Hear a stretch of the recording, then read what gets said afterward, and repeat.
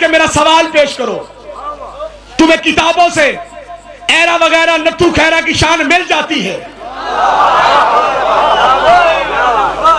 جنہیں نبی نے دربار سے باہر نکالا تھا ان کی شان مل جاتی ہے؟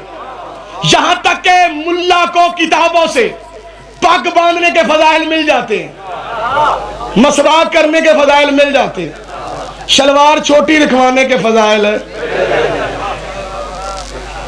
مسواک کرنے کے فضائل، ہر چیز ملتی ہے۔ اور تو اور بخاری شریف جلد نمبر 2 یاد رکھنا، کتاب العلم کے اندر فضیلت طالب علم کی حدیث موجود ہے۔ اللہ کے نبی نے چھوٹے سے بچے کی بھی شان بیان کی ہے۔ ملا اسی حدیث کو دیکھ لیتا تو اسے کتابوں سے حضرت عمران کی شان ڈھونڈنے کی ضرورت نہ پڑتی۔ کیا مطلب؟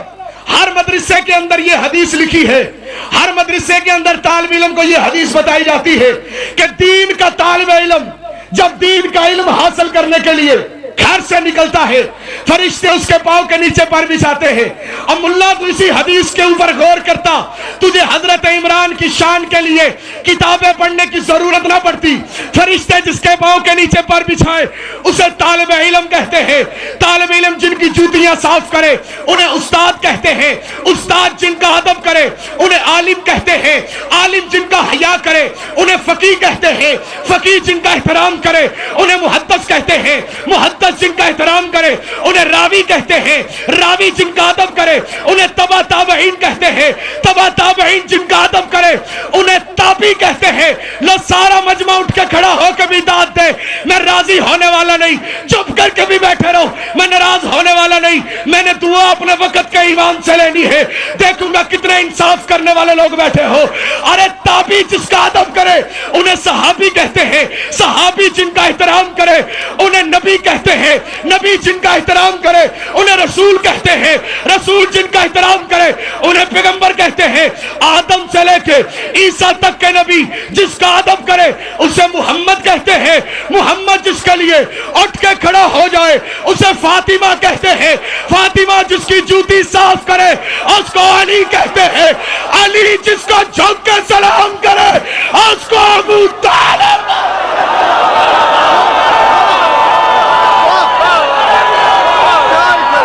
بسم اللہ، سارے مل کے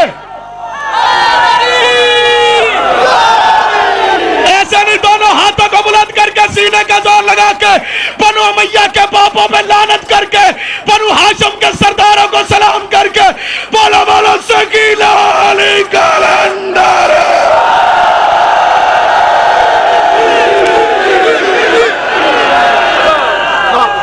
خدا تمہیں سلام۔ بسم اللہ۔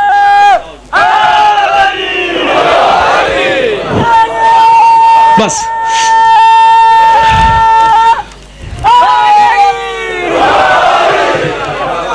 وسیم بھائی پڑھ کے گئے ہیں نا کہ علی کی بیٹی، ایسے دربار میں پیش ہوئی۔ جرم ہی یہی تھا کہ ابو طالب کی پوتی تھی۔ میں نہ پڑھتا، کبھی نہ پڑھتا مصائب، لیکن کیا کروں، مجبور ہوں۔ تم فضائل سن کے راضی ہو گئے ہو؟ جو بقیہ چھوڑ کے آئی ہے وہ یہ سننی آئی ہے کہ میرا بیٹا اجڑا کیسے ہے۔ خدا تمہیں سلامت رکھے، خدا تمہیں سلامت قیامت رکھے۔ بہت زیادہ پڑھ گیا ہوں، ایک جملہ میں نے مصائب کا پڑھنا ہے، تمہیں رلانے کے لیے نہیں، اہل سنت کو بتانے کے لیے۔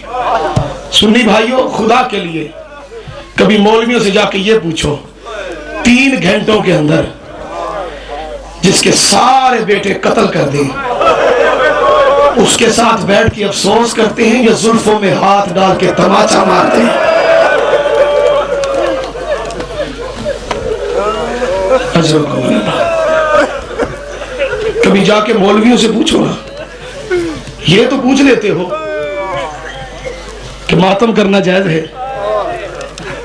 یہ پوچھ لیتے ہو گھوڑا دیکھنے سے نکاح تو نہیں ٹوٹتا، یہ پوچھ لیتے ہو مجلس میں جائیں گے گناہ تو نہیں ہوگا۔ کبھی مولویوں سے یہ تو جا کے پوچھو، تو کہتا ہے کہ جنگ حسین سے تھی، چل ٹھیک ہے تیری مان لیتے ہیں، یہ بتا کیا قصور تھا 4 سال کی سکینہ کا؟ خدا تمہیں سلامت رکھے. ہائے ضرور کہنا. جس بندے کی پسلی کے اندر دل اور دل میں قبر حسین ہے نا، چاہے وہ شیعہ ہے چاہے وہ سنی ہے، اس جملے پہ ہائے ضرور کہے گا.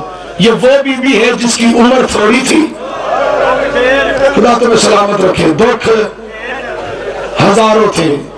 شام غریبہ سے پہلے شب عاشور کی رات رونے والوں 2 امام، ایک علی امام ایک حسین امام، ایک علی امام ایک حسین امام. میں نے کتاب میں ایک جملہ پڑھا، جو سید ہو مجھے معاف کرنا. کتاب کا مصنف یہ کہتا ہے کہ جس رات کو مولا کائنات علی ابن ابی طالب کو ضرب لگنی تھی، مولا کائنات اپنی پیاری بیٹی سے کہتے تھے زینب جاگ، کیونکہ شہادت کی رات تھی. میں نے کتاب میں ایسے ہی پڑھا ہے. لیکن دوسری طرف ہے وہ بھی امام ہے، حسین بھی امام. حسین اپنی شہادت والی رات کو اپنی بیٹی سے کہتے ہیں سو جا. جنہوں نے ہائے کہہ کے بات کو قبول کیا ہے انہوں نے سلام کرتا ہوں. پتہ نہیں بات پہ کون پہنچا ہے کون نہیں پہنچا. علی ولی اللہ میری بات پہ پہنچ چکا ہے. ایک امام اپنی بیٹی سے کہتا ہے جاگ، دوسرا امام اپنی بیٹی سے کہتا ہے سو جا. میں سوچتا رہا آخر کار جولی پھیلا کے میں نے دعا کی، مالک مجھے بتا وجہ کیا ہے. علی اپنی بیٹی سے کیوں کہتا ہے جاگ، حسین ابن علی اپنی بیٹی سے کیوں فرماتے ہیں کہ سو جا. آخر کار میں اس نتیجہ پہ پہنچا، علی کو پتا ہے میرے بعد عباس ہے. اجرکم اللہ. جو منہ میں ماتم کر کے رو رہے ہو خدا تمہیں سلامت رکھے. جو حسین کے ماتمی ہو خدا تمہیں سوائے غم حسین کے کوئی غم نہ دے. حسین ابن علی کے علم میں ہے میرے بعد عباس نہیں ہوگا. سکینہ جب بھی سونے کی کوشش کرے گی کمینہ منہ پہ تماچے مارے گا. یہی تو نصیب ہے حسین کی بیٹی کا. شہادت علی کے بعد علی کی بیٹیاں سو سکی، لیکن شہادت حسین کے بعد سکینہ کا مقدر دیکھو. مر نہیں جاؤ گے اس جملے میں ماتم کرو گے تو. عجیب مقدر ہے سکینہ کا. کبھی ظالم گھوڑوں کے ساتھ بجاتا ہے، کبھی آ کے زندان کے دروازے میں کھڑے ہو کے گور کے کہتا ہے اے بیمار اپنی بہن کو چپ کروا. تیری بہن کے رونے کی وجہ سے شام کے اندر خلل پڑتا ہے. آخر کار سید الساجدین نے رو رو کے اللہ کی بارگاہ میں دعا کی، مولا میری بہن کو سکون عطا کر دے، میری بہن سو جائے. دعا قبول ہوئی. سکینہ کی آنکھ لگی، رو کے سید الساجدین نے پڑھا انا للہ.